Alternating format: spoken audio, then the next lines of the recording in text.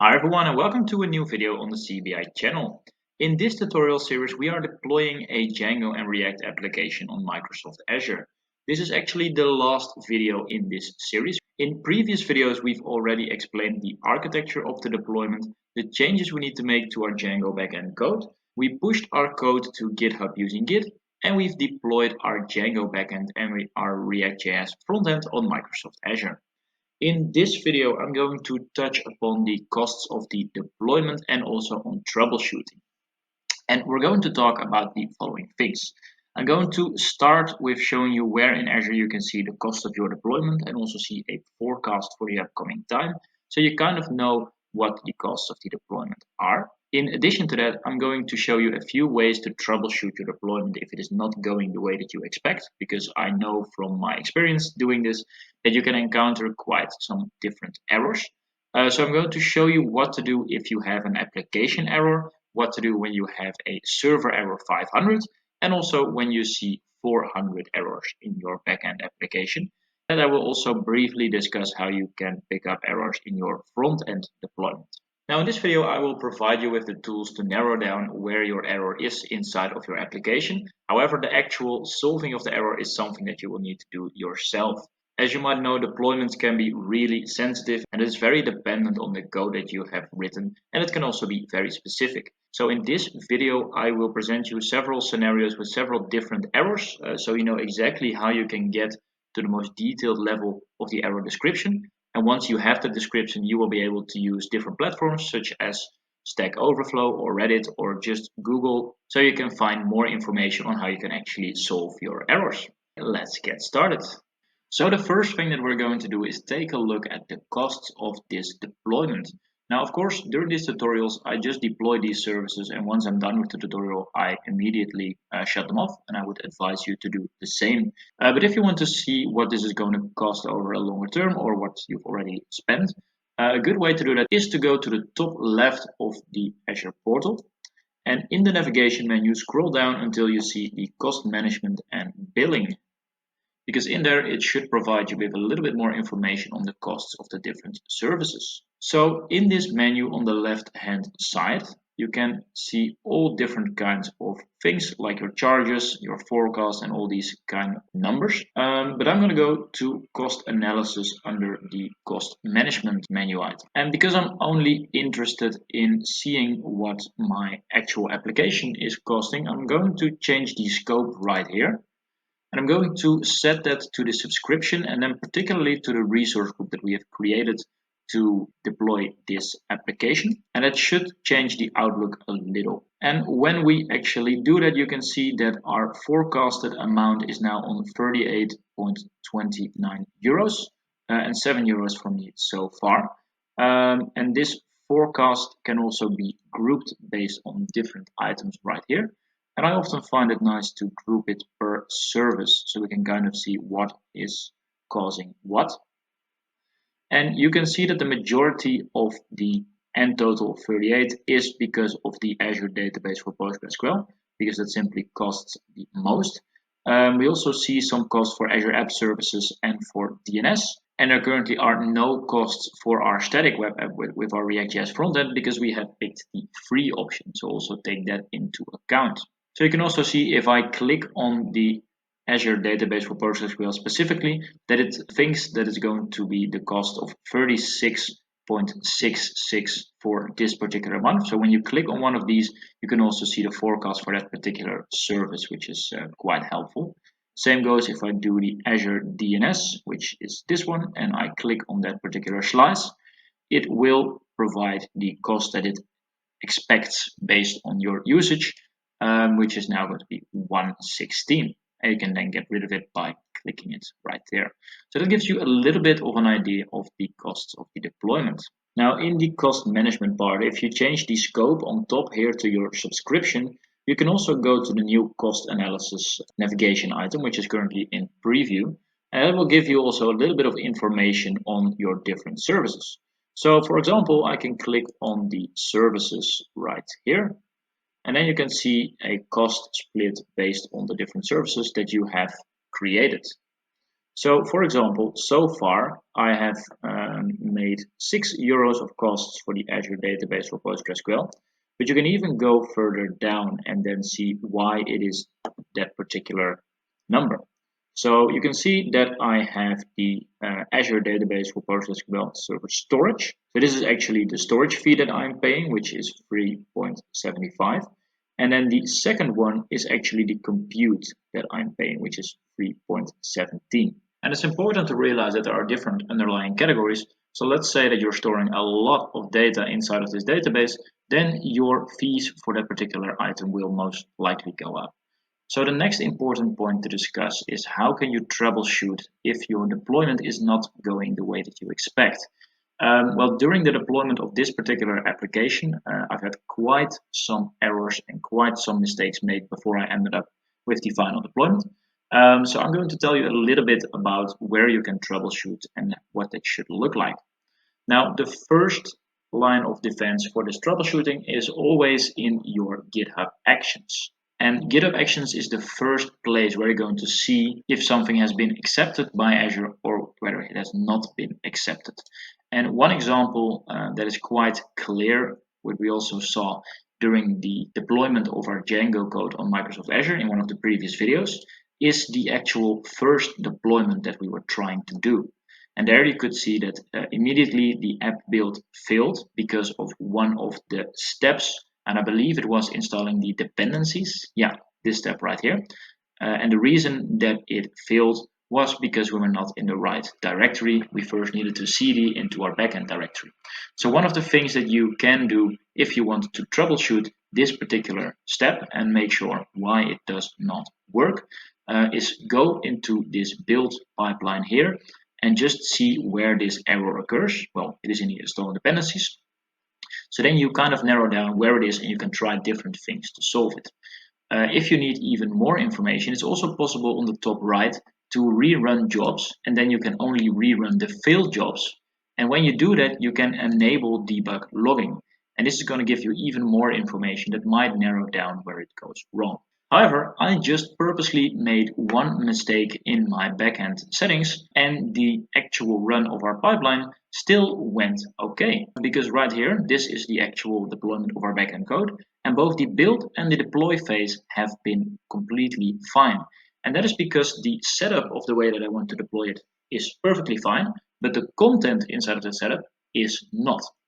And when you do that, and I go to my backend URL, you will see that you get an application error. And this application error does not really tell you anything about what is going wrong, besides from that you can access the diagnostic resources. And one of the easy ways to troubleshoot that one is go to your app service inside the Azure portal and scroll down all the way to your log stream. And in that log stream, it basically provides logs of the container. It does have a few minutes of delay, so sometimes you need to kind of wait before it shows the relevant logs.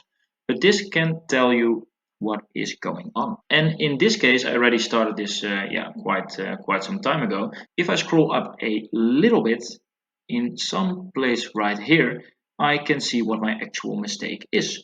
Because this right here looks like an error to me, and it specifies a module not found error. No module named whitenoise.mid-aala-where. And that is actually correct because inside of my deployment.py settings, I made the mistake of adding two A's right here. And I did that on purpose just to show you what is going wrong. So when we're on the Azure portal, always check your log stream first. Because if there are any errors that are going to completely block the container, so it's going to completely block your entire application, then this can be a very good identifier of what is going wrong. Now this log stream and all of the diagnostic tools such as diagnose and solve problems, it's also something that you can try, that Azure has, are of course for troubleshooting when something is wrong on the Azure side of things. So when a container doesn't start or when something goes on because the code does not match the expectation of Azure.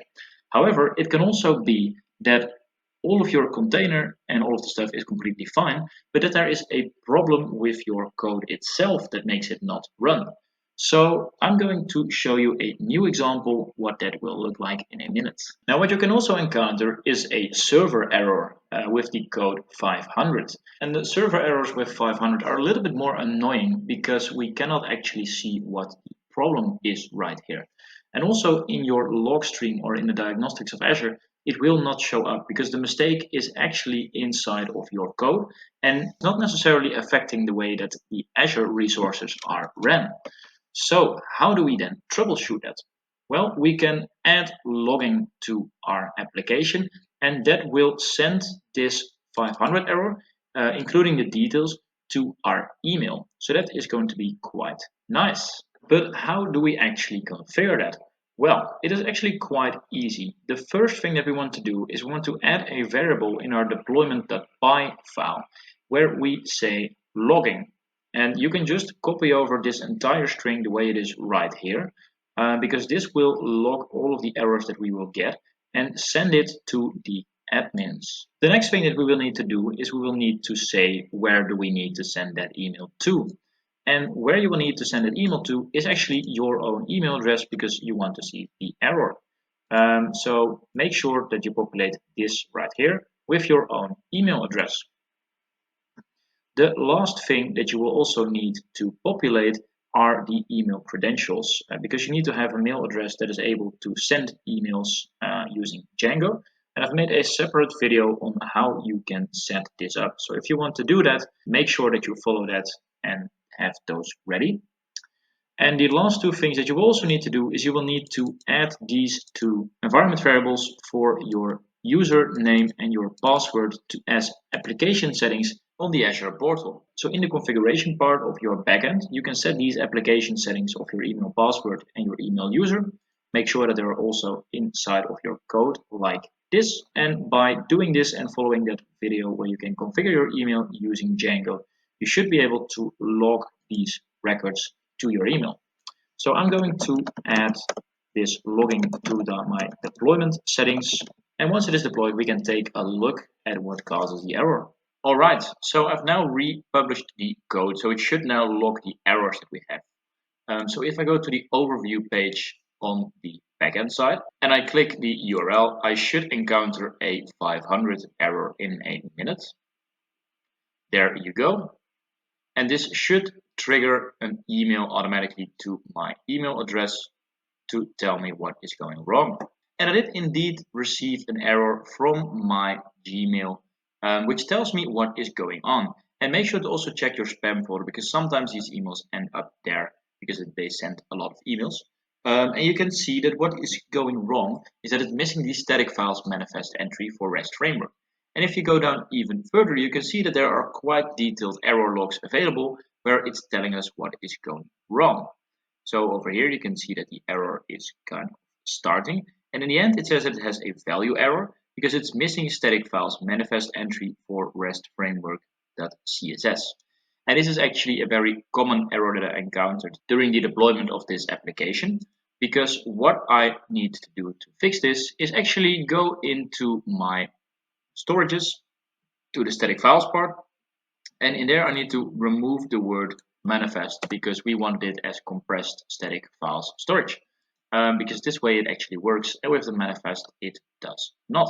So if you want to solve the 500 errors, you can add logging to your Python application, and by doing that you will receive an email with more details on what is going wrong.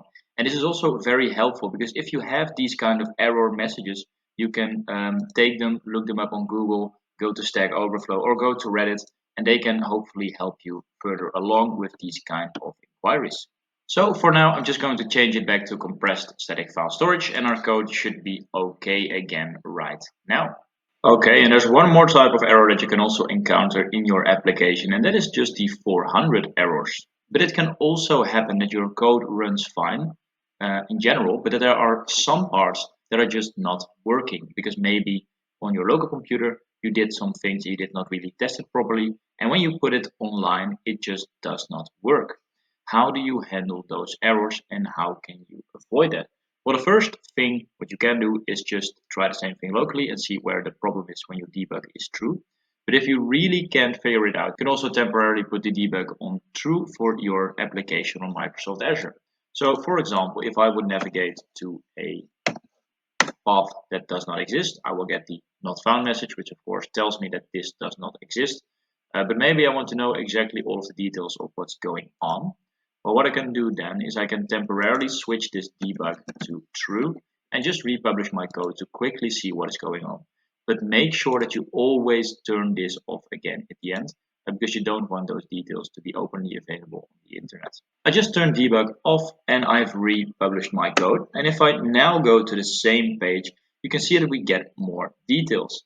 So in addition to the page not found, we also get the request that we made and all of the available URLs that are available, so I can find the one that I need to find. And it also says that you're seeing this error because you have debug is true in your Django settings file, and you can change that to false and you will get a standard 404 page.